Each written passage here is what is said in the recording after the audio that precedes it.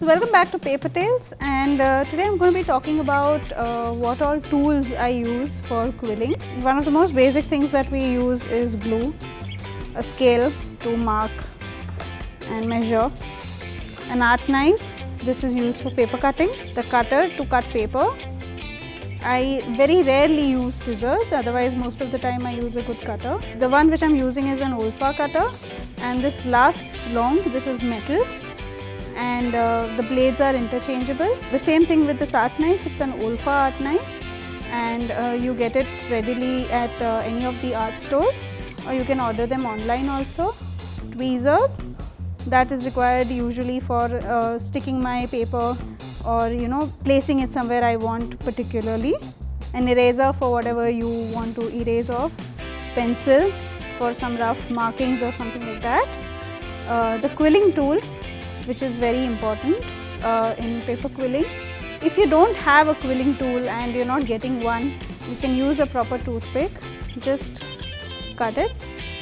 So I'm using an art knife for this. Cut off the pointy edge, and right in the center you make a cut. Now this is where you will put in your paper and then start rolling. Start quilling, start twirling it. Then a pair of scissors, they are needed for anything and everything. A corner punch, I like using corner punches, I love the curved shape of the paper, so that's the reason I use this. A small scale for whatever smaller markings you need. Once again, this also serves as something blunt where it helps you to crease some paper, as well as it helps as a corner punch of its own. You can just put it on a paper and cut your corners. A calligraphy pen in case you want to write something on whatever paper or something like that you want. A crimper, I like using this, it crimps paper very nicely.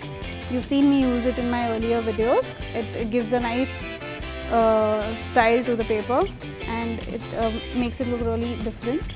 Then these are molds, they're mostly used for making quilled earrings, and I don't use them often, but they're still there. You can buy them and you can number them 1, 2, 3, 4, 5, 6, 7, 8, 9, 10, 11, 12, so that you can remember which number you used earlier.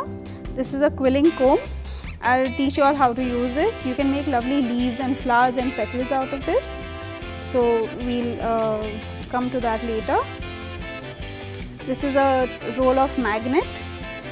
Whenever you make butterflies or dragonflies or something like that, you can use this. A double-sided tape. This also can be used for sticking stuff to your walls or to paper or whatever. And the most important thing that I use is a paper shredder, and this works really well to get paper shredded at home. You don't have to really go and buy paper strips, and this helps a lot. And a paper cutting mat, this is most important so that your worktop doesn't get affected. So this one, the one which I'm using right now, is an A3 size, and this lasts for about 3-4 years. So you're all set once you buy this, and that's it.